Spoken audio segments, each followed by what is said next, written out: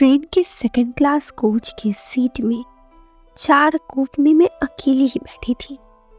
तभी वो आदमी मेरे पास आया।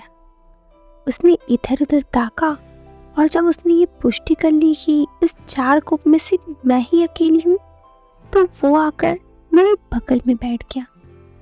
वो मुझे बड़ी ही अजीब निगाहों से देख रहा था। मैं 24 साल की थी और वो आदमी लगभग 55-60 उम्र का था।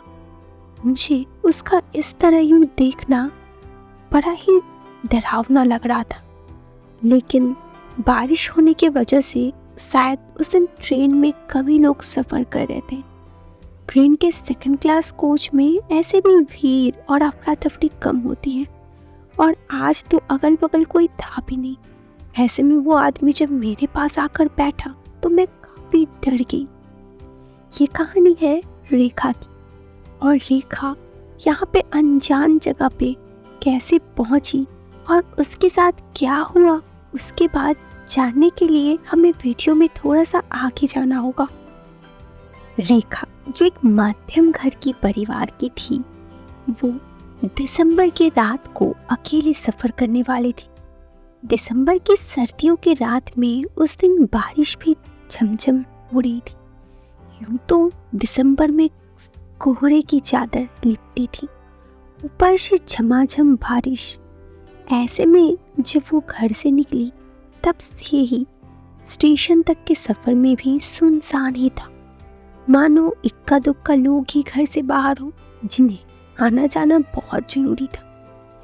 यूं तो रेखा किसी इमरजेंसी में नहीं जा रही थी। उसका प्लान था कि कॉलेज ख़त्म हो चुका था और ऐसे में वो अपनी दीदी के घर कुछ दिन रहने के लिए जा रही थी। 25 से 1 तक तो छुट्टी ही रहती थी, ऊपर से दीदी के घर पर एक के बाद कुछ फंक्शन भी था। ऐसे में रेखा का जाना जरूरी तो नहीं, लेकिन उसका मन में था। उसकी दीदी ने भी उसे खास कहा था कि तुम्हें तो इस साल नया साल मनाने यहाँ आना ही हो। उसकी दीदी ने उसे क्योंकि कोई दिक्कत ना हो इसलिए सेकंड क्लास के कोच में टिकट बना दिया था। रेखा के पिता जो कि एक बैंक में काम करते थे, दिसंबर में उनका काम में थोड़ा ज़्यादा अस्त व्यस्त थे। फिर दिसंबर की सर्दी, और इतनी सर्दी में उसके पापा को उसका स्टेशन छोड़ने जाना उसे ताबक न लगा, क्योंकि रेखा के पिता की उम्र करीब वही 58 साल थी। ऐसे में ठंड में वो अकेले जाएंगे और रात में स्टेशन से गाड़ी खुलने के बाद जब वो घर आएंगे तो उनके घर आते आते 11 बज जाएगा। ऐसे में रेखा ने निर्णय लिया कि वो कैब कर लेगी और कैब से ही स्टेशन चली जाएगी। इधर झमझम बारिश भी हो रही थी। जब कैब घर के नीचे आकर खड़ी हुई तो रेखा के पिता माता उसे छोड़ने के लिए नीचे गेट तक गए, और सब कुछ देखने के बाद रेखा ने उन दोनों को अलविदा कहते हुए कहा कि अब नेक्स्ट ईयर मिलेंगे। थोड़ी हंसी माहौल की हुई, हंसी मजाक की, और फिर रेखा कैब में चढ़ गई। कैब के पीछे सीट में वो जब जा रही थी तो उसने देखा कि आज रास्ते में लोग काफी कम है, इक्का दुक्का लोग ही हैं। दिसंबर की रात में यूं तो सर्दी होती ही है, पर इस तरह अचानक से बिन मौसम बारिश की वजह से लोग अपने घर से निकलना भी नहीं चाहते। उसके घर से स्टेशन का सफर वैसे तो 45 मिनट का था, लेकिन ट्रैफिक ज्यादा ना होने पर वह 35 मिनट में स्टेशन पहुंच गई। अब स्टेशन भी कुछ सुनसान था। घड़ी में वक्त ठीक 10:25 हो रहा था। खैर, ट्रेन का टाइम 11:02 का था। कुछ देर ट्रेन में के इंतजार में बैठी। उसका सीट सेकंड क्लास में था, सेकंड क्लास एसी। फिर सही समय पर ट्रेन आई और वह ट्रेन पर चढ़ गई। उसने देखा कि कोच उसका बिल्कुल खाली था। उसने कहा, खैर छोड़ो, मुझे क्या, सुबह तो मुझे उतरना ही है, रात भर का सफर है। तो उसका सीट लोअर में ही था। अपने सीट में जाकर बैठ गई और घर वालों को कॉल कर लिया। करीब 5 मिनट गुजरे ही थे, ट्रेन खुल गई। थोड़ा थोड़ा खिड़की से देखा तो इधर भी बारिश हो रही थी। उसने अपने फ़ोन पर पुराने गाने बजाए जो रेखा को पहले से पसंद था, और गाने सुनते सुनते वह सफ़र को एंजॉय करने लगी। यूँ कहते हैं ट्रेन का सफ़र, विंडो सीट और पुराने गाने, ये तीनों माहौल ही काफ़ी है लोगों का मन रोमांचक करने में। ऐसे में उसकी कॉलेज की छुट्टी हो चुकी थी और अब तो कुछ दिन सिर्फ एंजॉयमेंट का ही था, घूमना फिरना मस्ती करना। रेखा ऐसे में काफ़ी खुश थी। जीवन के उन सालों में जहाँ पर अक्सर लोग किसी की यादों में खोए रहते हैं, वो आज भी सिंगल और किसी की इंतज़ार में थी। अभी ट्रेन चली ही थी। आधे घंटे बाद दूसरा स्टॉपेज आया। 11:30 के करीब रात हो रहा था।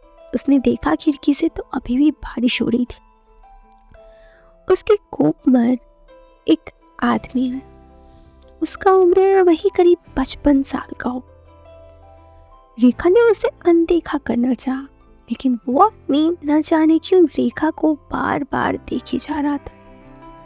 उसकी तरफ गौर से देखना रेखा को थोड़ा असमंजस कर रहा था। मन में काफी डर भी उसकी हो गई थी, क्योंकि उस आदमी का उस तरह देखना, उस सेकंड क्लास सीट में लगभग लोगों का ना होना, उसे ये माहौल थोड़ा डर का लग रहा था। फिर रेखा ने अपने घर पे फ़ोन कर दिया ताकि सब कुछ ठीक हो जाए।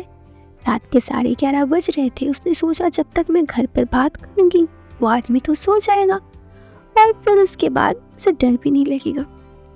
और हुआ भी कुछ यूं। रेखा घर पर बात कर ही रही थी कि वो आदमी अपनी सीट पर सो गया। उसका सीट अपर में था। रेखा नीचे ही बैठी हुई थी। रेखा ने घर वालों को फ़ोन रख दिया, ये कहकर कि सुबह उतरना है तो रखते। फिर रेखा अपने सीट पे बैठ के मोबाइल पे कुछ देख ही रही थी कि अचानक से उसकी नज़र ऊपर की सीट पे बैठे उस आदमी पे पड़ा। वो आदमी अभी भी रेखा को गौर से देख रहा था। उम्र में करीब उससे डबल होगा, और उसका इस तरह रेखा को देखना रेखा को काफी असमंजस में डाल रहा था। उसने सोचा कि सो जाना ही सही है। वो सोने के लिए अपने सीट से मुड़ी और कंबल ओढ़कर सो गई। 10 मिनट गुजर गए। रेखा को थोड़ा डर भी था। कुछ देर बाद उसने जैसे ही अपने मुंह को चादर से बाहर निकाला, उसने फिर देखा कि वो आदमी उसे काफी गौर करके देख रहा है। उसे दोबारा से ये चीज काफी असमंजस लग रही थी। थोड़ा डर भी था। उसने हिम्मत नहीं आ रही और उसने कहा, कुछ कहना था आपको? वो आदमी थोड़े अजीब भाव से कहा, नहीं, क्या हुआ? आप कुछ कहना चाहती हैं? रेखा ने कहा, आप कुछ मुझे बताना चाहती हैं तो बताइए। तब से मैं आपको देख रही हूँ, आप मुझे इसी तरह से घूरे जा रहे हैं। रेखा ने कहा। तो उस आदमी ने कहा, ऐसी कोई बात नहीं है, मैं तो बस अपने काम से काम रख। रेखा को ये बात थोड़ी अटपटी सी लगी। उसने सोचा, खैर छोड़ो, मुझे क्या। वो अपने काम में लग गई, ये सोचकर कि कुछ देर बाद जब टीटी आएगा वो अपना सीट बदल लेगी। लेकिन काफी देर के बाद भी टीटी नहीं है। वो आदमी अभी भी रेखा को इस तरह से ही देख रहा था। थोड़ी देर और बीता और रेखा को समझ में आ गया था कि शायद उसके मन में कुछ है। उसने अपना सीट बदलने के इशारा से दूसरी तरफ जाकर देखा तो दूसरी तरफ भी लगभग सुनसान ही था। वो वापस आई और अपने सीट पे आकर सो गई, ये सोचकर कि अब अगर कुछ हो तो वो सबसे पहले अपने घर वालों को फोन कर लेगी। उसकी नींद तब खुली जब सुबह के 4 बज रहे थे। वो आदमी अब नहीं था। रेखा के जान में जान आई और उसका सीट में उसकी छोर अभी भी कोई नहीं था।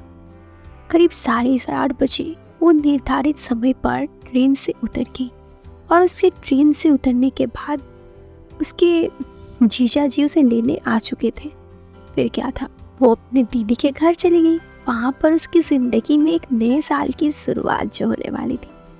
खैर, नए साल की शुरुआत तो हम सबके जीवन में हो रही है, और आप ये नए साल की शुरुआत किस तरह से कर रहे हैं कमेंट बॉक्स पे हमें ज़रूर बताइए। वीडियो पसंद आए तो आप वीडियो को लाइक कर सकते हैं और चैनल पे पहली बार आए तो सब्सक्राइब जरूर करें। मिलते हैं फिर एक नए वीडियो में। आप अपना ध्यान रखिएगा। Bye bye.